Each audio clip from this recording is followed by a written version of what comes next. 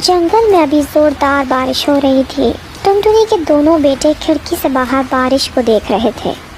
तभी अचानक जोर से बिजली गिरने की आवाज़ आती है। बच्चे आवाज़ से डर जाते हैं और माँ के पास आ जाते हैं। डरो मत बच्चों, मैं हूँ ना तुम्हारे साथ। माँ, ये इतनी जोर से आसमान में क्या चमक रहा था और इसकी आवाज़ भी कितनी ज़्यादा तेज़ थी।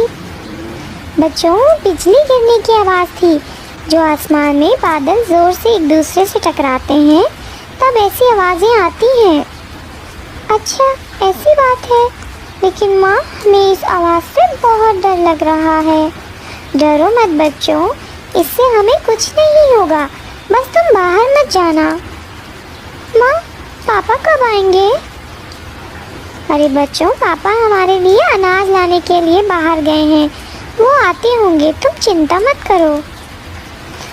अजी, आप कहाँ पर हो? बहुत देर हो गई है, आप अभी तक घर नहीं आए। टुनटुनी अपने बच्चों को जैसे तैसे करके समझा रही थी। 2 दिन से लगातार तेज़ बारिश शुरू है। पता नहीं ये बारिश कब रुकेगी। मैंने घर में जो अनाज जमा करके रखा है अब वो भी ख़त्म हो रहा है। जब बारिश रुक जाएगी तभी मैं बाहर अनाज लेने जा पाऊँगी। टुनटुनी मन ही मन सोच विचार करने लगी। तभी टुनटुनी चिड़िया की नज़र घोंसले की छत की तरफ जाती है। उसने देखा कि छत से पानी टपक रहा है। अरे, कल रात ये छत से पानी तो नहीं टपक रहा था, लगता है इतनी तेज़ बारिश की वजह से ऐसा हो रहा है। टुनटुनी छत की तरफ देख ही रही थी, तभी अचानक घोंसले की आधी छत नीचे गिर जाती है। छत के नीचे गिरते ही बारिश का सारा पानी सीधा घोंसले में जमा होने लगता है। टुनटुनी 1 सेकंड का भी वक्त ना लगाते हुए बच्चों को लेकर घोंसले से बाहर आ जाती है। जैसे ही टुनटुनी चिड़िया अपने बच्चों को लेकर घर से बाहर आ जाती है, वैसे ही घोंसला नीचे धड़ाम से गिर जाता है। अरे बाप रे, अब मैं क्या करूं इतनी तेज़ बारिश में? मैं मेरे बच्चों को लेकर कहाँ पर जाऊं? कबूतरी, पिंकी और बंटी सब अपने अपने घोंसले की खिड़की से टुनटुनी को देख रहे थे, लेकिन कोई भी उसकी मदद करने के लिए बाहर नहीं आया। कालू का भी घोंसला पास में ही था। अरे, ये कैसी आवाज़ थी? जैसे ही कालू ने अपनी खिड़की से बाहर झांका तो देखा टुनटुनी का घोंसला नीचे ज़मीन पर गिर गया है और टुनटुनी अपने दोनों बच्चों को लेकर नीचे एक पेड़ की टहनी पर बैठी हुई है। अरे, ये कैसे हो गया? लगता है तेज़ बारिश से टुनटुनी का घोंसला टूट गया। मुझे जाकर उसकी मदद करनी होगी। सुंदरी कौवे ये सब खिड़की से देख रही थी। बड़े आए मदद करने वाले, कोई ज़रूरत नहीं इसकी मदद करने के। अपना घोंसला पहले ही पक्का कर लेना चाहिए था इसे। सुंदरी, तुम ऐसा कैसे बोल सकती हो? बारिश तो कभी भी आ सकती है, वो हमारे हाथ में नहीं है। कभी भी किसी के भी साथ ऐसा हो सकता है, हमारे साथ भी। क्या तुम्हें याद है जब हमारा घर नहीं था और तेज़ बारिश हो रही थी, हम टुनटुनी से मदद मांगने के लिए उसके घर गए थे? तब तो तुम बिना सोच विचार किए अंदर चली गई थी। तब तो तुमने कुछ भी नहीं किया। आज जब हमें उसकी मदद करने का मौका मिल रहा है तो तुम मुझे मना कर रही हो। हटो, मुझे जाने दो। हाँ हाँ, मेरी तो कोई सुनता भी नहीं। इसे अंदर लेकर उस घर को भी आप गिरा दोगे। कालू बाहर जाने के लिए घोंसले का दरवाज़ा खोलने लगता है, लेकिन दरवाज़ा नहीं खुलता। अरे, ये दरवाज़ा क्यों नहीं खुल रहा? शायद बारिश का कारण ये फूल कर जम गया है। अब मेरा मुंह क्या देख रही हो? दरवाज़ा खोलने में मेरी मदद करो। वही माँ, मर गई रे। मेरे हाथ पैर तो बहुत दर्द कर रहे हैं। मैं तो चली सोने। गट्टू बेटा, आओ मेरे पास। आज तुम अपनी माँ के पास सोगे, पापा के पास नहीं सोगे। हाँ मम्मी, मैं तुम्हारे पास ही सोऊंगा।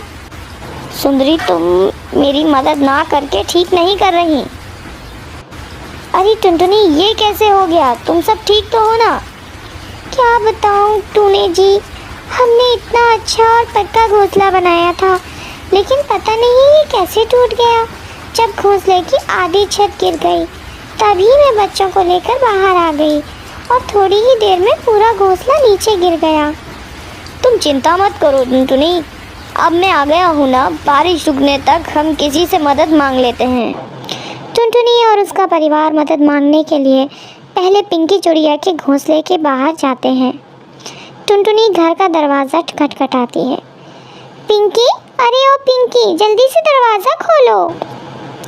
पिंकी चिड़िया जानबूझकर बिना घोंसले का दरवाज़ा खोलते हुए खिड़की से टुनटुनी से बात करती है। क्या है टुनटुनी, सारी बातें पिंकी को बता देती है। मुझे माफ़ कर दो टुनटुनी, मैं तुम्हें घोंसले के अंदर आने देती, लेकिन वो क्या है ना, इनकी तबीयत ख़राब है।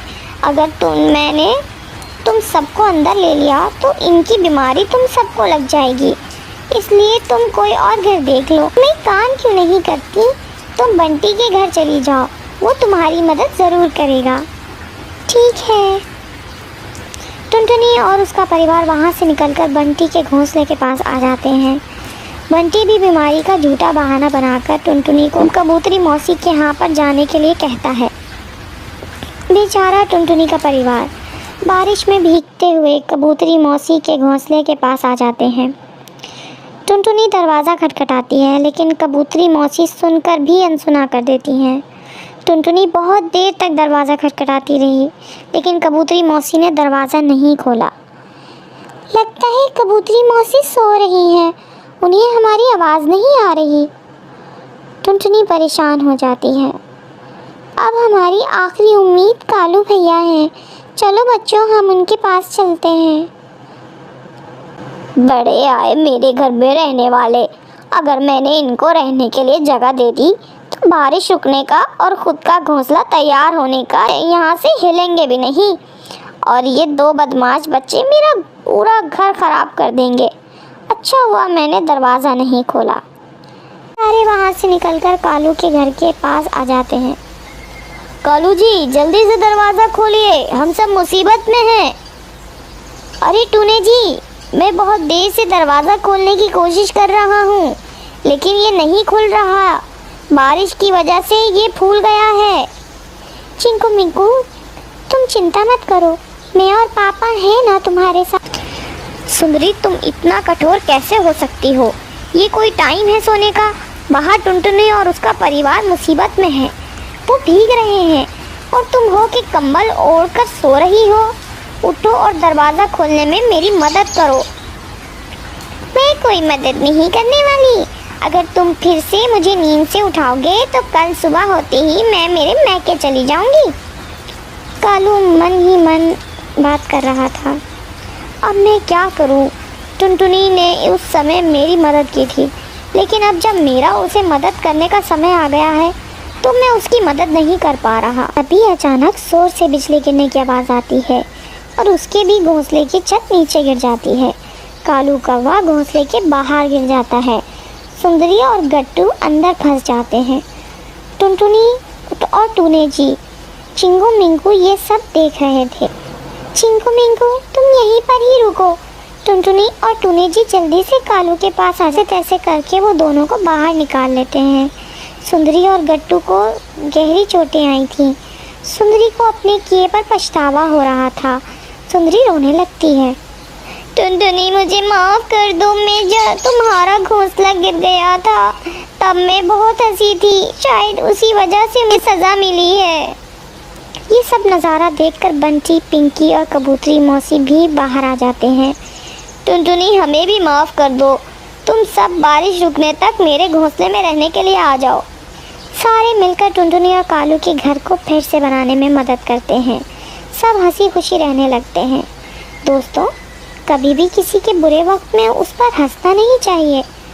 अगर आपको ये वीडियो अच्छी लगे तो चैनल को सब्सक्राइब और वीडियो को लाइक ज़रूर करना।